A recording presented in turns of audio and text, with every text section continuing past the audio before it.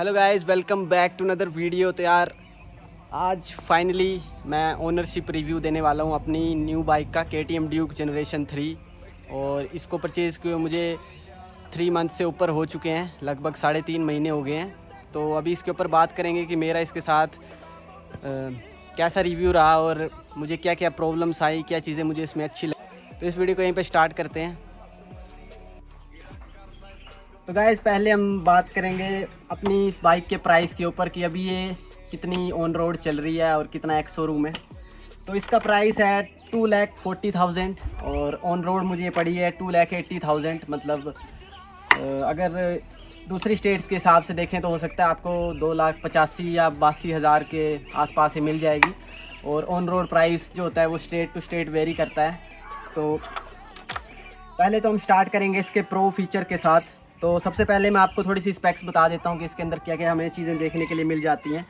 तो सबसे पहले तो हमारा इंजन ही है जो कि है 249 सीसी का और ये प्रोड्यूस करता है 31 bhp और 25 या 26 नैनोमीटर का टॉर्क। और जो हमें मेन प्रोज मैं आपको बता देता हूँ, जैसे कि हमें इसके अंदर मिलता है स्लीपर क्लच जो कि मतलब असिस्ट भी है और साथ में हमें क्विक शिफ्टर भी मिल जाता है जो कि इसके सबसे मेन प्रो फीचर्स हो जाते हैं। और हम अप एंड डाउन दोनों क्लच लेस शिफ्ट कर सकते हैं। और जो मेन हमें इसके प्रो फीचर मिल जाते हैं, जैसे कि आपको दिख रहा होगा इसमें बड़े बड़े डिस्क मिल जाते हैं जो कि 320 mm फ्रंट वाला है। और पीछे वाला जो हमें मिलता है वो मिलता है शायद 240 या 250 mm का जो पीछे वाला डिस्क है। और दोनों की ब्रेकिंग काफ़ी अच्छी है। जो हमें ब्रेक्स मिलते हैं वो बाई ब्रेक के हैं। और सबसे मेन पॉइंट जो होता है KTM की किसी बाइक के अंदर, अगर हम KTM की बाइक परचेज़ करते हैं तो सबसे पहले हमें जो सबसे अच्छी चीज़ और दूर से ही दिख जाती है वो होते हैं इसके मतलब बड़े टायर्स, रेडियल टायर्स। तो हमें फ्रंट में 110 सेक्शन का टायर मिलता है और पीछे मिलता है हमें 150। और अगर इसकी बात की जाए कि ये टायर कौन सी कंपनी का है तो इसमें हमें मिल रहा है MRF का टायर, स्टील ब्रेस। ये इसके न्यू टायर्स हैं और जो थोड़े कॉस्टली भी आते हैं। पहले हमें मिलते थे नाइलो ग्रिप MRF के जो जैपर वाले टायर होते थे, ये थोड़े महंगे हैं। मतलब पिछला भी अगर इसका पेयर लेना होगा तो हमें में भी हो सकता है 15-14 हज़ार का पड़ेगा अगर ये दोनों टायर का पेयर हमें लेना होगा। तो अब इस बाइक को परचेज़ किए मुझे हो गए हैं 3 मंथ्स। तो मुझे क्या क्या मतलब इसके अंदर जो चीज़ें पसंद आई, जैसे कि मैंने आपको बता दी कि इसके अंदर हमें पावर बहुत अच्छी देखने के लिए मिलती है। और ये देखो ये हमें मिल जाता है इसके अंदर राइड बाय वायर, इसके अंदर सेंसर होता है। तो ये उसी हिसाब से मतलब क्विक रिस्पॉन्स होता है। आप थोड़ा सा ही इसको मतलब एक्सेलरेट करोगे और ये एकदम से भागती है। और दूसरी चीज़ हमें मिल जाती है इसके अंदर जो इसके टायर जो बहुत अच्छी ग्रिप प्रोवाइड करते हैं हमें। मतलब कोई भी मतलब ये होगा जैसे कि अगर मतलब रेन भी हो रही होगी या कीचड़ होगा, रेत के ऊपर भी ये अच्छी ग्रिप दे देते हैं दूसरे टायर्स के मुकाबले, जो कि हमें दूसरी बाइक्स के अंदर देखने के लिए नहीं मिलते हैं। तो ये चीज़ मुझे इसकी काफ़ी अच्छी लगी। और इसका जो हमारा मीटर है, तो अभी ये मीटर भी दिखा देता हूँ मैं आपको। तो ये हमें इसके अंदर मीटर देखने के लिए मिल जाता है जिसके अंदर काफ़ी सारी हमें इंफॉर्मेशन देखने के लिए मिल जाती है। तो बहुत सारी चीज़ें हैं इसके अंदर, इस मीटर के अंदर। तो अभी आपको दिख रहा होगा जैसे साइड स्टैंड, और यहाँ से हम इसके टॉगल कर सकते हैं जो भी आपने देखना होगा।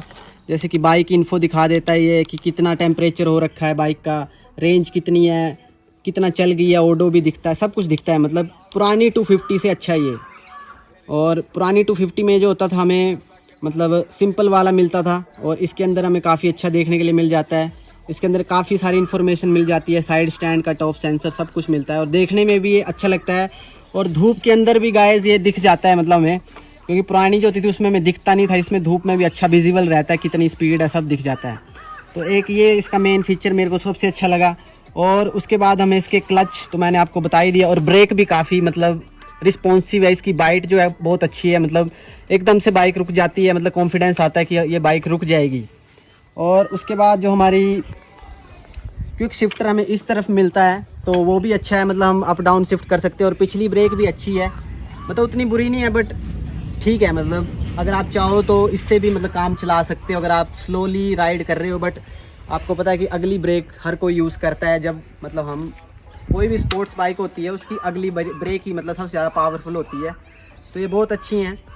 और भी हमें इसके अंदर प्रोज आपको देखने के लिए मिलेंगे, जैसे कि सीट्स तो पिछली से ये अच्छी है, देखो इसकी कुशनिंग अच्छी है, मतलब दर्द नहीं होती है हमारे बम पे, और पीछे भी बंदा बैठ सकता है। R15 होती है जैसे दूसरी बाइक होती हैं, तो उसमें हम फैमिली वाले मतलब किसी को बिठा नहीं सकते हैं, अपनी मदर सिस्टर या फादर को भी, तो इस पर हम इजीली बिठा सकते हैं, और ज़्यादा नहीं थोड़ा ही मतलब राइड कर सकते हैं 50-100 किलोमीटर अच्छे से, मतलब घर वालों को इधर उधर ले जा सकते हैं। तो ये मेरे को सबसे अच्छी चीज़ें लगी, तो उसी की वजह से मैंने इसको परचेज़ किया।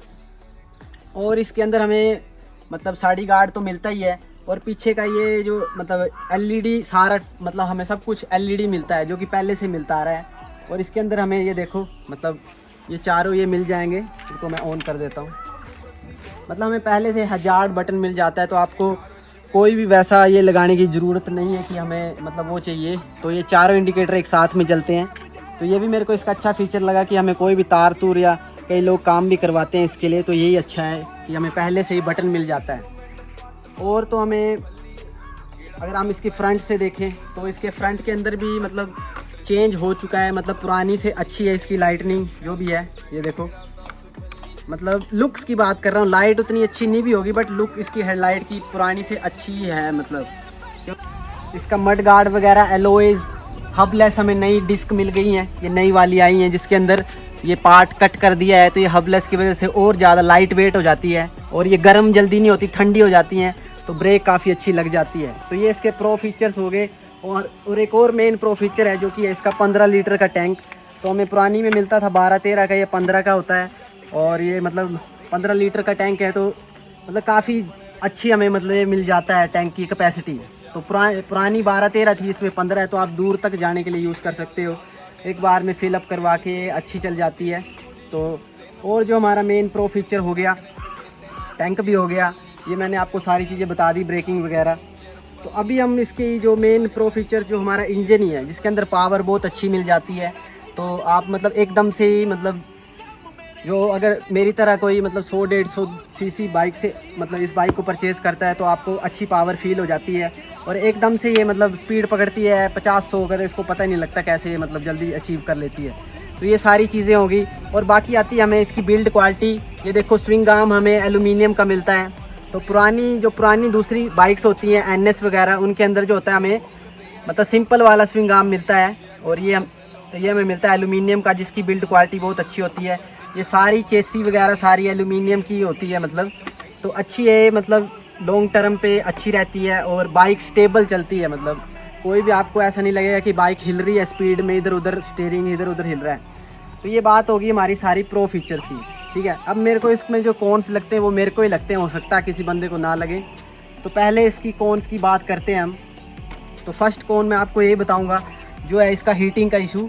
तो इसके अंदर जो होता है कि कभी कभार मतलब हीट करती है काफ़ी ज़्यादा, जैसे कि अगर आप मतलब हाई रेव करोगे या बहुत स्पीड में चलाओगे, 100-150 जितनी जाती है टॉप स्पीड तक चले जाओगे, तो ये बहुत ज़्यादा मतलब ये करती है, हीट करेगी। जितने मतलब आर्ट होना स्टार्ट हो जाती है, और 90-92-100 डिग्री तक इसका टेम्परेचर इंजन का चला जाता है, तो धीरे धीरे मतलब काफ़ी हीट हो जाती है, और कई लोगों के इंजन सीज वगैरह भी हो गए हैं इसी वजह से। गाइस आपको दिख रहा होगा, जैसे अभी मैं सिर्फ 2-3 किलोमीटर, ज़्यादा नहीं 3 चला के आया हूँ, और 89 डिग्रीज़ टेम्परेचर हो गया है। और मेरा जो रेडिएटर फ़ैन है वो भी शायद मेरे को फील नहीं हो रहा है कि चल रहा है कि नहीं आजकल, क्योंकि स्टार्टिंग में जब न्यू बाइक ली थी तब तो फील हो जाता था, जब चलता था तो पता लग जाता है, वो तो मतलब स्पिन होता है ना जैसे उसका फ़ैन, तो आवाज़ का पता लग जाता था कि कैसी आवाज़ हो रही है। बट तो अभी देख लो, मैंने थोड़ा सा इसलिए किया है कि मैं आपको दिखा सकूँ। ये देखो 90 डिग्रीज़ और 91, ये तो बढ़ता ही जा रहा है। तो यही इसका मेन जो इशू लगता है मेरे को। और दूसरा इसका कौन है, थोड़ा सा ये नीचे जो हमें ये नहीं मिलता है, नई वाली में तो आ गया है, बट फिर भी हमें ये होना चाहिए था, अंडर वैली मिलनी चाहिए थी। तो इसका डर होता है, जैसे ये पाइप जो होती है, अगर इसके अंदर कुछ भी टकराता है या कुछ भी, तो इसका डैमेज, ये पाइप काफ़ी महंगी आती है एग्जॉस्ट वाली, तो ये कौन हो जाता है। और तीसरा मेरे को जो इसके अंदर कौन लगता है वो ये वाला है कि यार इसके अंदर जो है ना, हमें मतलब थोड़ा सा पार्ट्स के अंदर थोड़े गैप्स दिखते हैं, जैसे बॉडी के अंदर। तो अब ये नहीं पता, अभी तो 2-3 महीने हुए हैं, तो हो सकता है 6-7-1 साल के बाद ये खड़ कुछ आवाज़ देने लग सकते हैं, तो ये चीज़ लगती है। और इसकी ब्रेकिंग में भी इशू आ जाता है, जैसे अगर इसको धो देते हैं या कुछ भी, तो ये आवाज़ करती है ब्रेक, तो वो भी एक इशू हो सकता है आपके साथ भी। तो जैसे जैसे ये पुरानी होती जाएगी, अभी मेरे को 3-4 महीने हुए हैं, तो अभी तो मुझे सिर्फ यही कौन आए हैं कि इसके अंदर मतलब हीटिंग काफ़ी ज़्यादा हो जाती है नॉर्मल बाइक से। अगर आपके पास R15 है तो इतनी हीट नहीं करेगी, ये बहुत हीट करती है।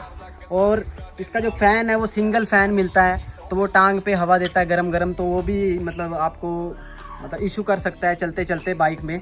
तो यही मेन मेरे को इसके कॉन्स लगे, बाकी इसके अंदर कोई ज़्यादा इशू नहीं है।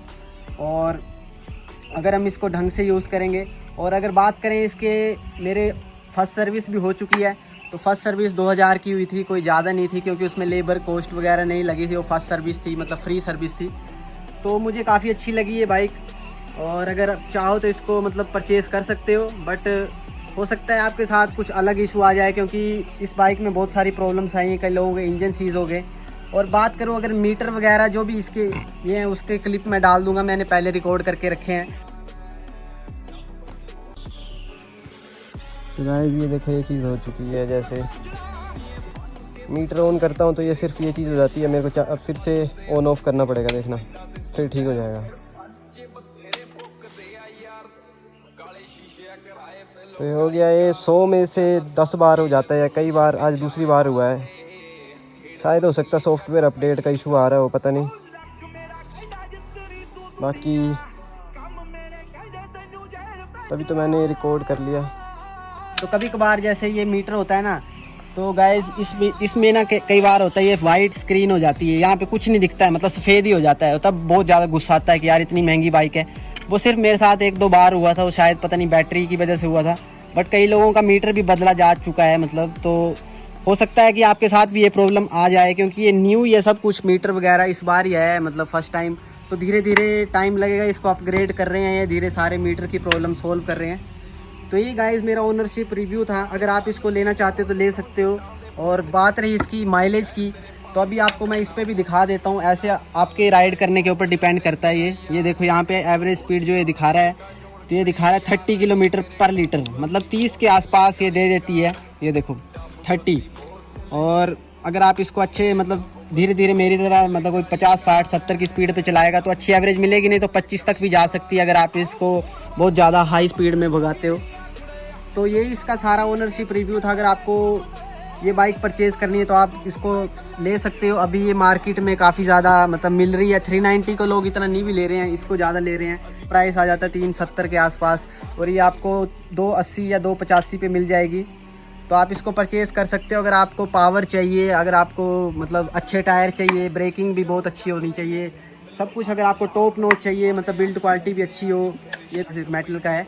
तो R15 अगर कोई बाइक दूसरी लोगे तो आप उसको प्लास्टिक मिलेगा, और वेट भी उसका बहुत कम होता है। तो ये सारी चीज़ें आपको इसके अंदर अच्छी मिलेंगी। और इसका ओनरशिप रिव्यू हम नेक्स्ट जो है वो बनाएंगे, मतलब 2-3 महीने के बाद या 6 उसके बाद मैं बताऊंगा अगर कोई और प्रॉब्लम आती है। बाकी इसके अंदर सारी चीज़ें मुझे अच्छी लगी, कोई दिक्कत नहीं है, मतलब सब कुछ अच्छा चल रहा है, बस हीट होती है थोड़ी सी। तो इस वीडियो को यहीं पे एंड करते हैं गाइस। अगर आपको अच्छी लगी है वीडियो तो आप कुछ भी पूछ सकते हो, कमेंट कर सकते हो, कमेंट का रिप्लाई दे ही देता हूँ। तो इस वीडियो को यहीं पे एंड करते हैं, तो मिलते हैं ऐसी नेक्स्ट वीडियोज़ में, तब तक के लिए बाय।